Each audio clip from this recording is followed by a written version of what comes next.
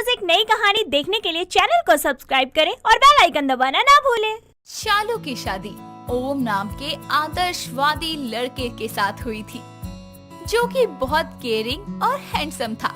शादी के बाद दोनों के बीच बहुत प्यार था, लेकिन शादी की रात वाले दिन शालू का एक बहुत बड़ा मजाक बन गया, क्योंकि जब ओम ने शालू का घूंघट हटाकर उसकी लंबी चोटी को खोला तो उसके बालों में से एक नकली चोटी अलग हो गई।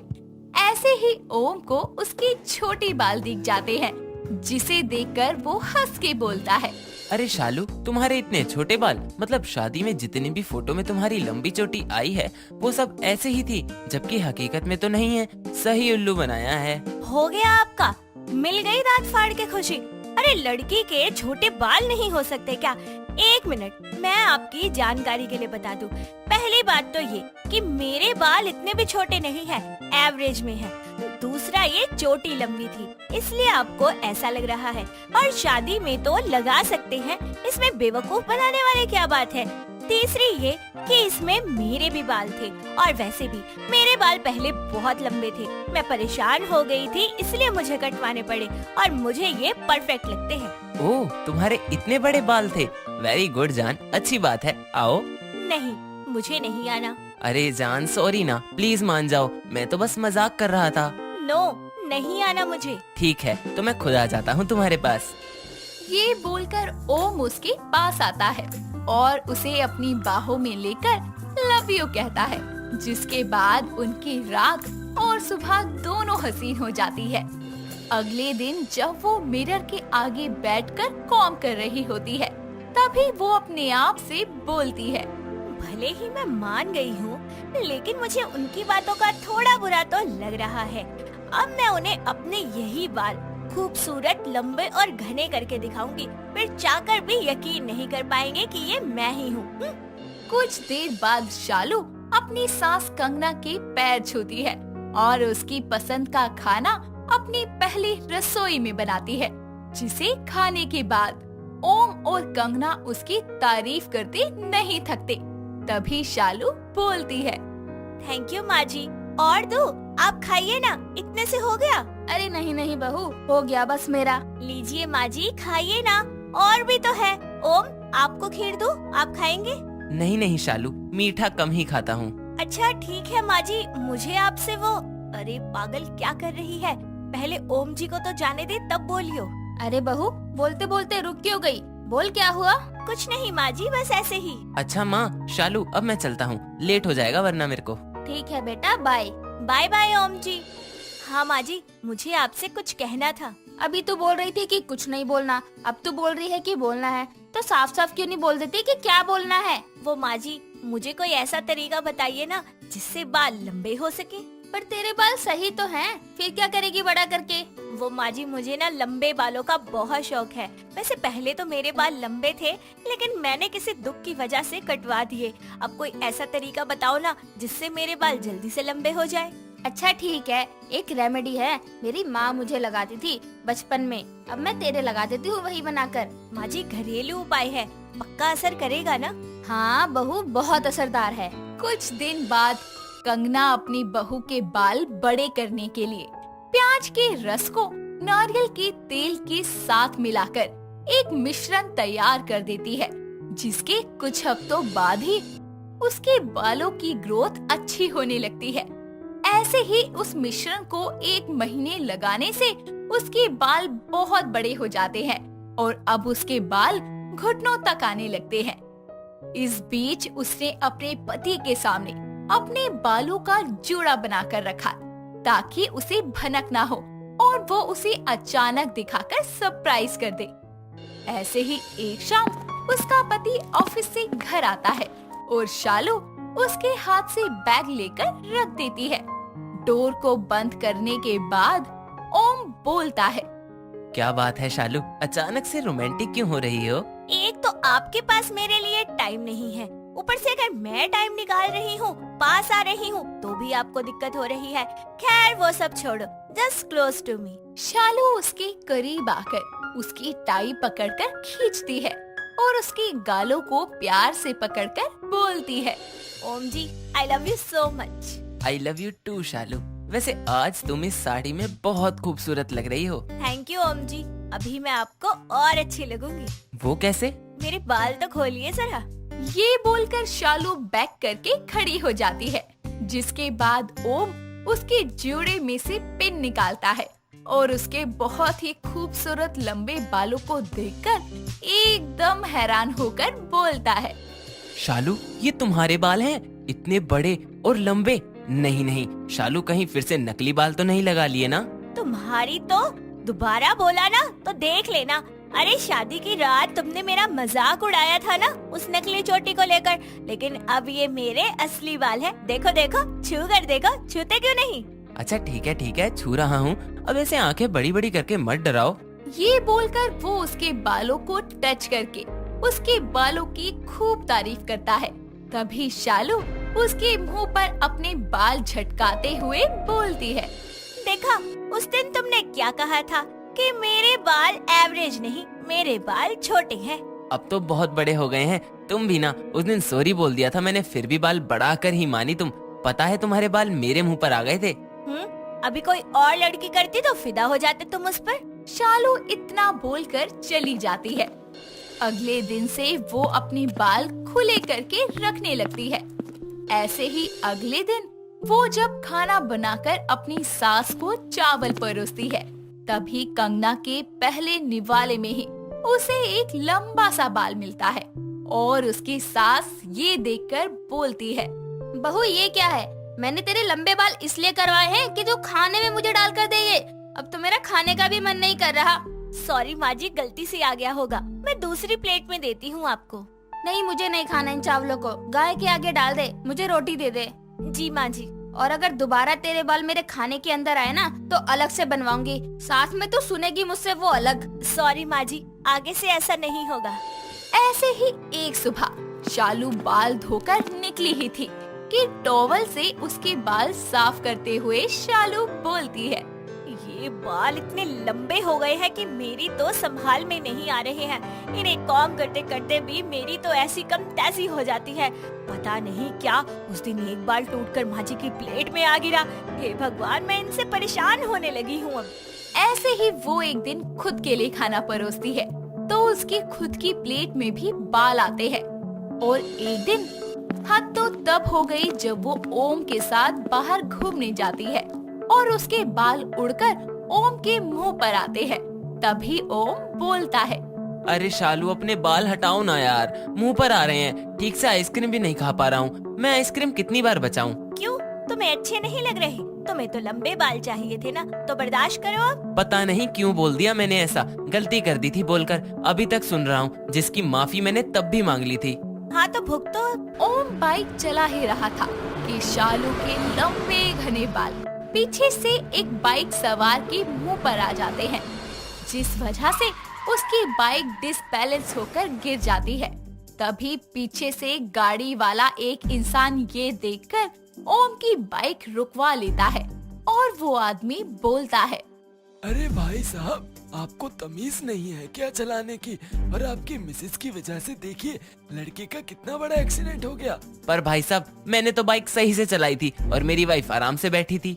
अरे आपकी मिसेस की इतनी खुली जुल्फों से उस बाइक वाले को कुछ दिखा ही नहीं और बाल उसके मुंह पर आ गए, तभी वो बाइक से गिर गया। भाई साहब जी माफ कर दीजिए, आपको पता है ना औरतों के शौक। मैं उसको हॉस्पिटल ले चलता हूँ। भाई साहब जी, मैं माफी मांगती हूँ। ओम जी, आप इन्हें हॉस्पिटल ले जाइए। देखा, तुम्हारे बालों से आज किसी का एक्सीडेंट हो गया। अरे कम से कम बालों को बांध तो लेती, पूरे खोलकर चलने की क्या जरूरत थी? तुम घर जाओ, मैं कुछ देर में आऊंगा। ओम शालू को घर भेजता ही है कि पुलिस वाला आकर उसे रोक लेता है और एक्सीडेंट की वजह सुनकर वो शालू को खूब सुनाता है, जिसके बाद शालू को अपनी गलती रियलाइज हो जाती है और वो पुलिस वालों से माफी मांगती है। ओम भी उस आदमी को हॉस्पिटल ले जाकर उसका बिल भरता है। इन सब सिचुएशन को देखकर शालू अपने बाल कटवा लेती है और फिर से उसके बाल पहले जैसे छोटे हो जाते हैं। चमेली दिखने में जितनी सीधी साधी थी, दिमाग से उतनी ही चालाक और शातिर थी। लेकिन उसे अपने आसपास की चीजें चुराने में बड़ा मजा आता था। एक दिन उसके पड़ोस में रहने वाली कमला उसके घर मिठाई देने आती है। तभी उसकी सास मंगला बोलती है, अरे कमला तू, मैं तो अभी तुझसे ही मिलने आ रही थी कि तू ही यहाँ आ गई। हाँ मंगला, और अकेली नहीं आई, अपने साथ खुशखबरी के लड्डू भी लेकर आई हूँ। वो तो मैं देख ही रही हूँ तेरे हाथ में, पर खुशखबरी क्या है ये तो बता। अरे बताती हूँ, पहले चैन से तो बैठने दे। हाँ हाँ बैठ जा, ज्यादा देर खड़ी रहेगी तो तेरी कमर लचक जाएगी। बहू, ओ चमेली बहू, जरा 2 कप चाय तो लेकर आ। अपनी सास की आवाज सुनकर चमेली फटाफट से चाय समोसे लिए हॉल में आती है। तभी उसकी नजर कमला के दूर से ही चमक रहे कंगनों पर जाती है और वो चाय की ट्रे टेबल पर रखकर एकदम से कमला के दोनों हाथ पकड़कर बोलती है, हाय मेरी कमला आंटी, कितने दिनों बाद घर में कदम रखे हैं आपने। आपको देखने के लिए तो मेरी आंखें ही तरस गई थी। अरे मंगला की बहू, परसों ही तो कटोरी भर चीनी लेने आई थी, याद नहीं तुझे? अच्छा वो आप थी, मुझे लगा विमला आंटी थी। अरे बहू पगला गई है क्या? इस नाम की तो कोई पड़ोसन ही नहीं है हमारी। और क्या ये बहकी बहकी बातें किए जा रही है? हाथ छोड़ कमला का। हाँ कमला बता, क्या खुशखबरी थी? तभी चमेली उसका हाथ छोड़कर किचन में चली जाती है और अपने हाथ में कमला के कंगन लिए बोलती है, अरे वाह चमेली, सुबह सुबह मस्त कंगन हाथ लग गए और किसी को पता भी नहीं चला। इस तरह चमेली चुपके से कमला के हाथ से कंगन चुरा लेती है और उसे पता भी नहीं चलता। ऐसे ही एक दिन वो कंगनों को पहनकर किचन की सफाई कर रही होती है। तभी मंगला पानी पीने वहाँ आती है और उसके हाथों में चमकते कंगन को देखकर बोलती है, अरे बहू, ये कंगन तो बड़े सुंदर दिख रहे हैं, सुमित लाया है क्या? ओ ये कंगन, हाँ सुमित ने ही दिए थे बहुत पहले, तो आज डाल लिए। अच्छा, अरे हाँ मैं कह रही थी दुकान से जरा सूखी मिर्च तो ले आ। बाजार से सारे मसाले ले आई, लेकिन मिर्च लाना याद नहीं रहा। हॉल में मेरा बटुआ रखा है, उसमें से पैसे ले जाइयो। कुछ देर बाद चमेली मिर्ची लाने के लिए बाहर चली जाती है, लेकिन उसे पैसे ले जाने याद नहीं रहते और रास्ते में जाते हुए उसे एक घर के आंगन में खाट पर सूखती हुई लाल मिर्च दिखाई देती है। तभी वो खुद से बोलती है, लाल सूखी मिर्च, वो भी इतनी सारी। अरे जब मुफ्त में यहाँ से मिर्ची उठा सकती हूँ तो दुकान जाकर इसी के लिए पैसे क्यों बर्बाद करूँ? अरे पर कोई थैला तो लाई नहीं, इन मिर्ची को भरूं तो किसमें? हाँ आइडिया। इतना कहकर वो इधर उधर देखते हुए खाट से सूखी मिर्चियों को अपने पल्लू में भरकर फटाक से वहाँ से निकल जाती है और घर पहुंचकर अपनी सास से बोलती है, ये लो सासू माँ, ले आई मैं सूखी मिर्चियाँ। अरे बहू, ये पोटली भर मिर्चियाँ किसने दे दी तुझे? अरे सासू माँ, आजकल तो बिना मांगे कोई भीख नहीं देता, तो मिर्चियाँ कहाँ से देगा, खरीद कर लाई हूँ। अरे पर बटुआ तो तू लेकर ही नहीं गई थी, ये देख यहीं पड़ा हुआ है। हाय दैया, मैं तो पर्स ले जाना ही भूल गई थी। अभी क्या बोलूं कि किसके आंगन से चुरा कर लाई हूँ मिर्ची। हाँ, मिर्ची लेने के बाद याद आया कि मैं तो पैसे ही नहीं लाई, तो बस दुकानदार से उधार ही मिर्ची ले आई, शाम को दे आऊंगी पैसे। अच्छा, वो कंजूस उधार में एक टॉफी नहीं देता और तू उससे पोटली भर मिर्ची ले आई, गजब बात है। चल जाकर अब मिर्ची कूट ले। जी सासू माँ। इतना कहकर मिर्ची की पोटली लिए वो किचन में जाती है और ऐसे ही समय बीतता है और चमेली की चोरियां पकड़ी नहीं जाती, जिसके कारण वो ऐसे ही चोरियां करके उनका मजा लेती है और उसकी इस आदत के बारे में मंगला और सुमित को कुछ पता नहीं होता। एक दिन सुमित ऑफिस से घर आता है तो चमेली की नजर उसके हाथ में दिख रही लाल सी कार्ड पर जाती है और वो पूछती है, अजी ये आपके हाथ में क्या है? ये वो घर आते वक्त मिश्रा जी मिल गए थे, तो बस उन्होंने अपनी बेटी की शादी का कार्ड पकड़ा दिया मुझे। अच्छा दिखा तो जरा, कैसा छपवाया है? सासू माँ, फिर तो हम शादी में जाएंगे ना? तुझे शादी ब्याह में जाने का बड़ा शौक है बहू? हाँ जाएंगे। हाँ सासू माँ, वो तो है। शादी में बाद में जाइयो, पहले किचन में जाओ, चाय नाश्ता ले आ और सुमित को दे दे। ऐसे ही समय बीतता है और शादी में जाने के लिए चमेली सज सवर कर तैयार हो जाती है और अपने परिवार के साथ मैरिज हॉल में पहुंचती है। वो अपनी सास के साथ फूड काउंटर पर जाती है तो वहाँ बहुत सारी प्लेट्स और चम्मच रखी होती है, जिसे देखकर चमेली बोलती है, सासू माँ, मिश्रा जी ने तो शादी में बड़ा खर्चा किया है, देखो ना कांच की प्लेट भी अपने महंगे वाले डिनर सेट के प्लेट जैसी लग रही हैं। हाँ बहू, वही डिनर सेट ना जिसकी 2 प्लेटें धोते हुए तूने गिराकर नाश कर दी। अरे सासू माँ, वो तो गलती से टूट गई थी ना। गलती से ही सही, नुकसान तो तूने ही किया था ना। अच्छा ये छोड़, मैं मिश्रा जी से मिलकर आती हूँ। तभी मंगला वहाँ से चली जाती है और प्लेट्स को देखते हुए चमेली खुद से बोलती है, कोई बात नहीं सासू माँ, अब प्लेट तोड़कर मैंने नुकसान किया है तो भरपाई भी मैं ही करूँगी। इतना कहकर वो अगल बगल में ताड़ते हुए 2 प्लेटों को अपने पल्लू के नीचे सरका लेती है और हॉल से बाहर जाने लगती है। तभी खाना खाती हुई उनकी पड़ोसन कमला की नजर चमेली पर पड़ती है और वो अपनी खाने की प्लेट लिए उसके पीछे पीछे जाती है और उसे टोकते हुए बोलती है, अरे मंगला की बहू कहाँ जल्दी जल्दी में भागी जा रही है, वो भी ये प्लेट लिए। ओहो, ये कहाँ से टपक पड़ी। अब क्या बोलूं? वो मैं प्लेट धोने जा रही थी, वो मेरा झूठा कोई और धोए मुझे अच्छा नहीं लगता। और फिर मैं सासू माँ की प्लेट भी ले आई अपने साथ। क्या बात है बहू, अच्छा धोने ही जा रही है तो मेरी भी ले जा, मैंने भी लगभग खा ही लिया है। इतना बोलकर वो उसे अपनी झूठी प्लेट पकड़ाकर वहाँ से चली जाती है और चमेली तीनों प्लेटों को लिए घर की ओर निकल लेती है। अगले दिन मंगला को चमेली के कंगन टेबल पर रखे हुए मिलते हैं, तो वो उन्हें अपने हाथों में डाल लेती है और मोहल्ले में बतियाने के लिए निकल पड़ती है। तभी उसे सामने से आ रही कमला मिलती है और मंगला के हाथों में अपने कंगन देखकर कमला बोलती है, अरे मंगला एक बात तो बता, ये कंगन तेरे अपने हैं क्या? अरे ना ना, बहू के हैं, वो तो हाथ खाली थे तो मैंने पहन लिए। क्यों, क्या हुआ? वो मैं कह रही थी, ऐसे ही कंगन मेरे थे। उस दिन मैं तेरे घर लड्डू देने आई थी ना, उसी दिन से कहीं मिल नहीं रहे हैं, तो कहीं ये। अरे तू कहना क्या चाहती है कि मेरी बहू ने तेरे कंगन चुराए हैं? वो भला ऐसा क्यों करेगी? अरे तू तो फालतू में ही भड़क रही है। अब अपने कंगन की पहचान नहीं होगी क्या मुझे? जा रख ले, सोचूंगी दान कर दिए। उसकी कही बातों को सोचते हुए मंगला घर आती है और किचन में जाती है तो उसकी नजर प्लेट पर पड़ती है और वो चमेली से बोलती है, अरे बहू, ये प्लेटों की संख्या अचानक से बढ़कर 7 कैसे हो गई? प्लेटों ने बच्चे दिए हैं क्या? अरे सासू माँ, आप भी क्या मजाक करती हो? वो तो मैं बाकी प्लेटें बाजार से ले आई थी। अच्छा, कब? कल शादी से आने के बाद तो तू कहीं बाहर गई ही नहीं। सच बोल, कहीं तू ये प्लेटें कंगन की तरह चुरा कर तो नहीं लाई ना? कंगन तो मेरे हैं सासू माँ, मैं क्या आपको चोर दिखाई देती हूँ? चोर भी चोर दिखाई नहीं देता बहू। तू रुक, सुमित बेटा, सुमित। तभी सुमित वहाँ आता है और मंगला उसे कंगन दिखाकर बोलती है, ये कंगन तूने बहू को दिए हैं क्या? हाय दया, चमेली, आज तो तू गई। ये कुछ बोले इससे पहले तू ही अपनी गलती मान ले। हाँ सासू माँ, मैंने ये कंगन कमला आंटी के हाथ से चुराए थे और ये प्लेट्स भी मैं शादी से ही चुरा कर लाई थी। बताओ, मेरी बहू चुपके चुपके किसी के कंगन तो किसी की प्लेटें चुरा रही है और मुझे खबर तक नहीं है। अरे मोहल्ले वालों को पता चला तो क्या कहेंगे? कैसी चोटी बहू है मंगला की। अरे किस चीज की कमी है तुझे जो ऐसे चोरियां करती फिरती है नासपिटी? माँ जो पूछ रही हैं उसका जवाब दो चमेली।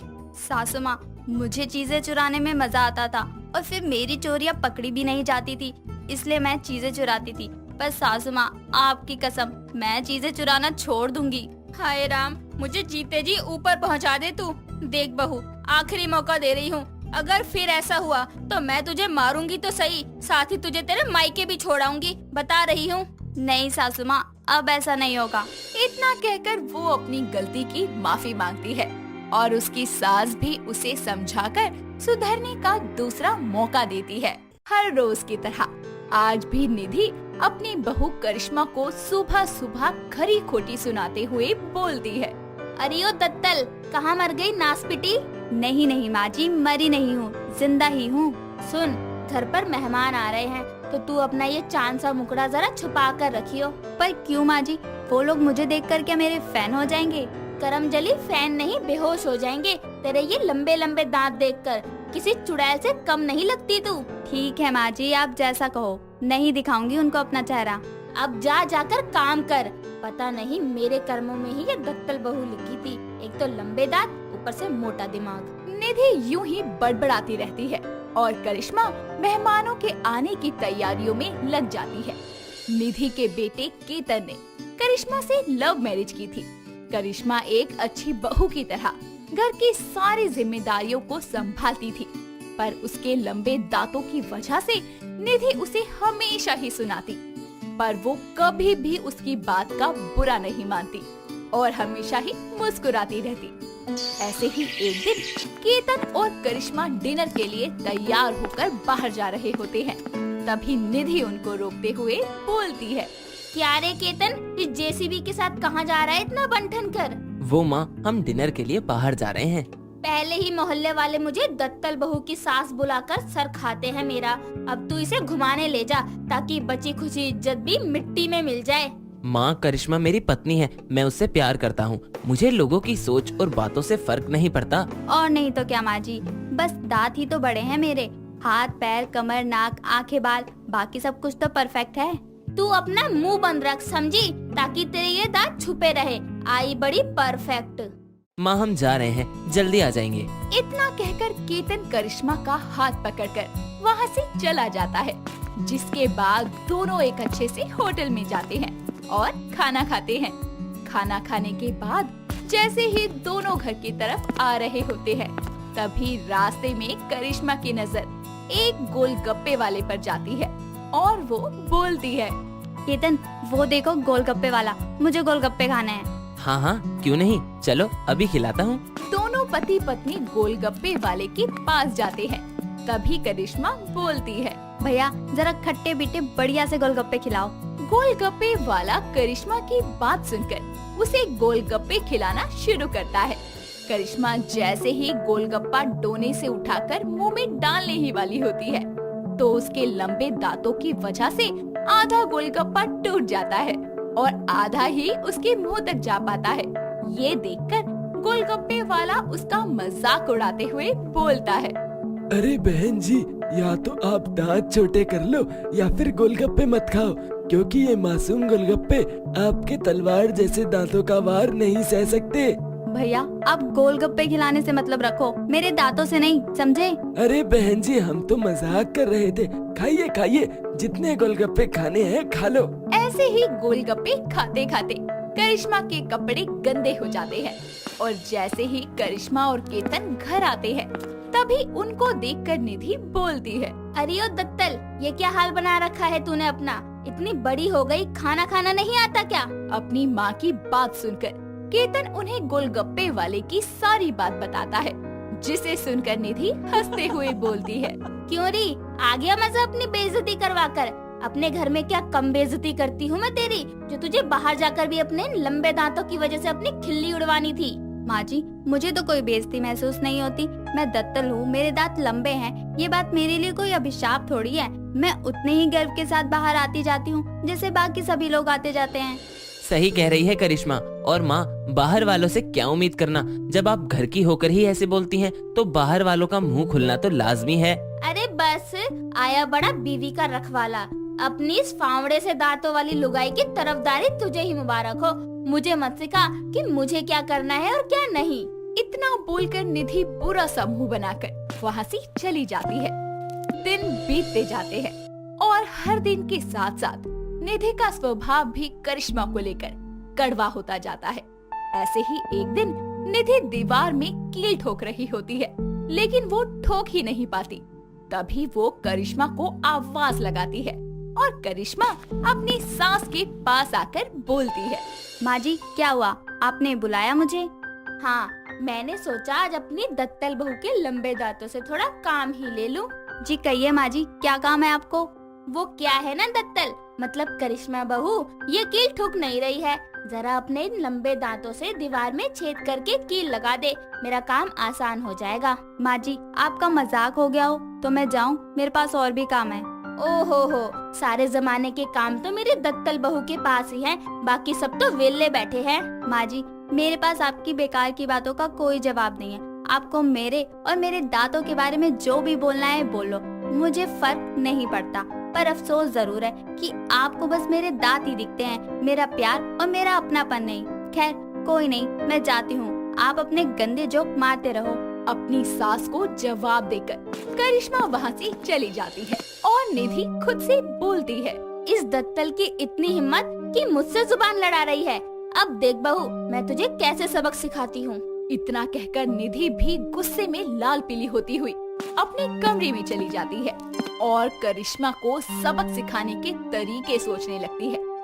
काफी सोचने के बाद वो उसे सीढ़ियों से गिराने का प्लान बनाती है और करिश्मा को आवाज लगाते हुए बोलती है, अरे ओ बहू, छत पर जो कपड़े पड़े हैं उनको एक बार दोबारा से धूप में फैला दे, कल ठीक से सूखे नहीं थे। और हाँ, वो पापड़ और अचार भी सुखा दे। जी माँ जी, अभी करती हूँ। इतना कहकर करिश्मा काम करने के लिए छत पर चली जाती है और निधि उसके जाते ही एक पतली सी तार, जो कि गौर से देखने पर ही नजर आती, उसे सीढ़ियों में बांध देती है और खुद अपने कमरे में जाकर छुप जाती है। लेकिन वो ये भूल जाती है कि केतन भी घर पर है और तो और छत पर है। केतन फोन पर बात करते हुए जैसे ही सीढ़ियों से नीचे आता है तो तार में पैर उलझने की वजह से वो बहुत तेज के गिरता है।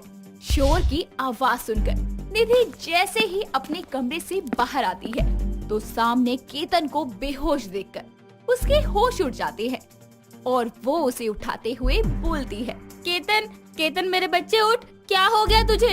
हे भगवान, क्या सोचा था और क्या हो गया? दत्तल को गिराना था लेकिन मेरा बेटा गिर गया। केतन बेटा उठना, क्या हो गया? केतन को जमीन पर बेहोश छोड़कर निधि सबसे पहले तो सीढ़ियों पर बंधी हुई तार को खोलती है और फिर करिश्मा को नीचे बुलाती है। करिश्मा जल्दी से नीचे आती है और फोन करके डॉक्टर को घर बुलाती है। डॉक्टर आके केतन को चेक करते हैं और दवाई देकर वहाँ से चले जाते हैं। कुछ देर बाद जब केतन को होश आता है तो करिश्मा बोलती है, जी आप ठीक है ना? आप गिर कैसे गए? पता नहीं, मैं तो बस आराम से आ रहा था, ऐसा लगा जैसे किसी चीज में मेरा पैर उलझ गया। चलिए कोई नहीं, आप आराम करो, मैं आपको कमरे तक ले जाती हूँ। इतना कहकर करिश्मा केतन को कमरे तक ले जाती है और फिर निधि के पास जाकर बोलती है, माँ जी, आपने तरीका तो बहुत अच्छा तलाशा था मुझे गिराने का, मेरे दांत तोड़ने का, पर अफसोस कि आपकी कोशिश बेकार हो गई। ये क्या बकवास कर रही है तू दत्तल? आप अच्छे से जानती हैं कि मैं क्या कह रही हूँ और मैं ये भी जानती हूँ कि केतन जी का पैर किस चीज में अटका था। अरे माँ जी, आप मुझे नीचा दिखाने के लिए खुद को इतना नीचे कैसे गिरा सकती हैं? अगर आज केतन जी को कुछ हो जाता तो? माँ जी, मैं जैसी भी हूँ, मैंने कभी आपको गलत नहीं कहा, आपके साथ कुछ गलत नहीं किया, फिर भी आपने मेरे साथ ये सब किया। पर आप चिंता मत करो, मैं उनको कभी कुछ नहीं कहूँगी, पर आपसे उम्मीद कर सकती हूँ कि आप आगे से ऐसा कुछ भी नहीं करेंगी। करिश्मा की बात सुनकर निधि का सर शर्म से झुक जाता है और उसे अपनी गलतियों का एहसास होता है, जिसके बाद वो करिश्मा से माफी मांगती है और फिर उसे कभी दत्तल कहकर नहीं चिढ़ाती। करिश्मा भी अपने ससुराल में सुख शांति बनाए रखने के लिए अपनी सास की सच्चाई कभी अपने पति को नहीं बताती। दोस्तों, अगर आपको ये कहानी पसंद आई तो इसे लाइक करें, शेयर करें और कमेंट करके बताएं कि कहानी में आपको सबसे अच्छा क्या लगा।